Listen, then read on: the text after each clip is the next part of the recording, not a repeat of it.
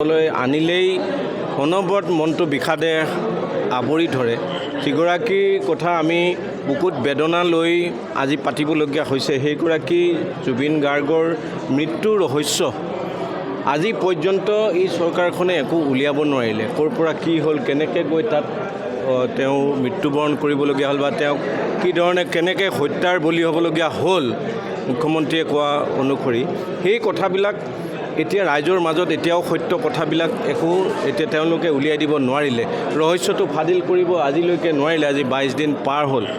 তাৰোপৰি যি north east festival তাতে অনুষ্ঠিত হৈছিল ছিংগাপুৰত, সেই উদ্যোক্তাই অসম চৰকাৰ আৰু ভাৰত চৰকাৰৰ বিভিন্ন সংস্থাৰ পৰা বৈদেশিক পৰিক্ৰমা বিভাগৰ পৰাও বহুত সহায় লাভ কৰিছিল, অনুদান লাভ কৰিছিল।